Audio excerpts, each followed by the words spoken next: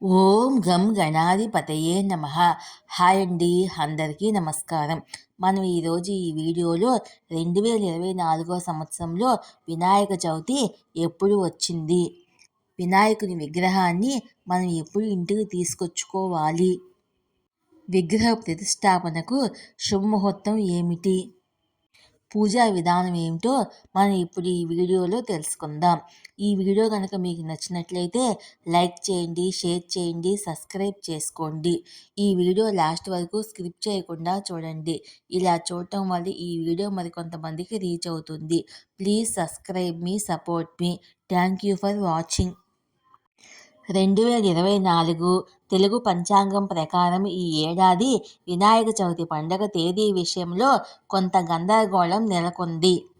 ఈ సంవత్సరం వినాయక చవితి పండుగను సెప్టెంబర్ 6 జరుపుకోవాలా, సెప్టెంబర్ 7 జరుపుకోవాలా, ఏ తేదీలో పండగ జరుపుకోవాలి, మనం వినాయకుని విగ్రహాన్ని ఎప్పుడు ఇంటికి తెచ్చుకోవాలి, పూజా సమయము, శుభముహూర్తము ఏమిటో మనం ఇప్పుడు ఈ వీడియోలో తెలుసుకుందాము. హిందూ పంచాంగం ప్రకారము ప్రతి ఏడాది భాద్రపద మాసములోని శుక్లపక్షంలో వచ్చే చతుర్థి రోజున వినాయక చవితి పండుగను జరుపుకుంటాము. పురాణాల ప్రకారము ఈ పవిత్రమైన రోజున బొజ్జ గణపయ్య జన్మించాడు. హిందూ మతములో గణేష్ చతుర్థి కూడా అతి పెద్ద పండుగల్లో ఒకటి. విఘ్నాలను తొలగించేవాడు వినాయకుడు. అంతేకాదు, దేవుళ్ళందరిలోనూ మొట్టమొదటి పూజ వినాయకుడికి. ఎంతో ప్రాధాన్యత ఉండే వినాయక చవితి పండుగను దేశవ్యాప్తంగా జరుపుకుంటారు.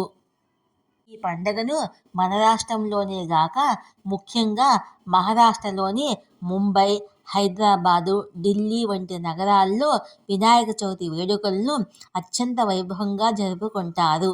ఇది ఇలా ఉండగా ఈ ఏడాది సెప్టెంబర్ 6, 7వ తేదీల్లో చతుర్థి వచ్చింది.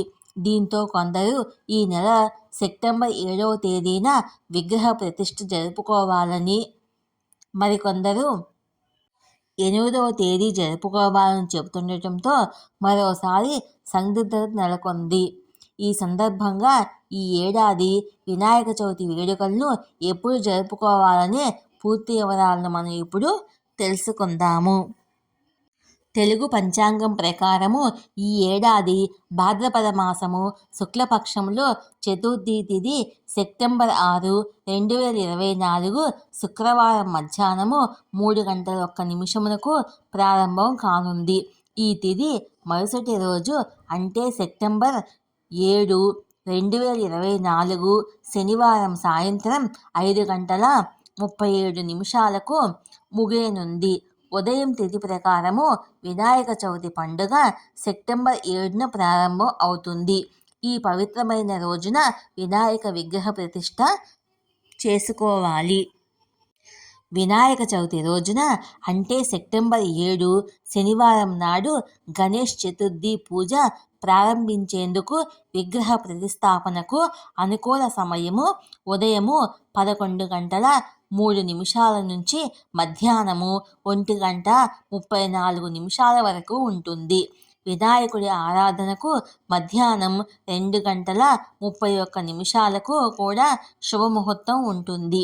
ఈ సమయంలో గణపతి భక్తులు లంబోదరుడిని ఆరాధించడం వల్ల శుభ ఫలితాలు వస్తాయని పండితులు చెప్తున్నారు. జ్యోతిష్ శాస్త్రం ప్రకారము ఈ ఏడాది గణేష్ చతుర్థి రోజున అనేక శుభయోగాలు ఏర్పడనున్నాయి. ఈ పవిత్రమైన రోజున బ్రహ్మయోగము, ఇంద్రయోగము, సర్వార్థ సిద్ధి యోగాలు ఏర్పడనున్నాయి. అంతేకాదు, చిత్తా నక్షత్రము మధ్యాహ్నము 12:34 వరకు ఉంటుంది. ఆ తర్వాత స్వాతి నక్షత్రం ప్రారంభం అవుతుంది. ఈ రోజంతా బ్రహ్మయోగము, సిద్ధియోగ ప్రభావం ఎక్కువగా ఉంటుంది. సర్వార్థ సిద్ధి యోగము మరుసటి రోజు అంటే సెప్టెంబర్ 8వ తేదీ మధ్యాహ్నము 12:34 వరకు ఉంటుంది. పూజా విధానము. వినాయక చవితి రోజున తెల్లవారుజామునే అంటే సూర్యోదయం లోపు నిద్రలేచి ఉతికిన బట్టలు ధరించి పూజా మందిరాన్ని లేదా వినాయక మండపాన్ని శుభ్రం చేయాలి. ఆ తర్వాత ఈశాన్య దిక్కులో ఒక పీటను తీసుకొని ఎరుపు లేదా పసుపు రంగులోని బట్టలను పరచండి. శుభముహూర్తములో గణేష్ విగ్రహాన్ని పీఠంపై ప్రతిష్ఠించాలి. ఆయా ప్రాంతాలను బట్టి 1, 3, 5, 9 రోజుల పాటు పూజా నియమాలను ప్రకారము వినాయకుడిని సమర్పించాలి. బొజ్జ గణపయ్యకు ఎంతో ఇష్టమైన సింధూరము, మోదకము సమర్పించాలి. 10 రోజుల తర్వాత వినాయకుడి విగ్రహాన్ని నిమజ్జనం చేయాలి. ఇలా చేయడం వల్ల లంబోదరుడు తమ జీవితంలో ఎదురయ్యే కష్టాలన్నీ తీరుస్తాడని నమ్ముతారు. చంద్రుని ఎప్పుడు చూడకూడదు. వినాయక చవితి రోజున పొరపాటున కూడా రాత్రివేళ చంద్రుడిని చూడకూడదు. పురాణాల ప్రకారము గణేష్ చతుర్థి రోజున చంద్రుని చూస్తే చేయని తప్పులకు నిందలు మోయాల్సి వస్తుంది. ఈ పవిత్రమైన రోజున మద్యం, మాంసం వంటివి తీసుకోకూడదు. గణేష్ చతుర్థి వేళ మధ్యాహ్నం వేళలో నిద్రపోకండి. ఈ పండుగ రోజున ఎవరిని అవమానించకూడదు. ఎగతాళి చేయడం వంటివి చేయకండి. మీ మనసును ప్రశాంతంగా ఉంచుకోవాలి. భక్తి శ్రద్ధలతో వినాయకుడిని పూజించాలి. ఈ రోజున పిల్లల చేత ఈ యొక్క శ్లోకాన్ని తప్పకుండా చదివించాలి.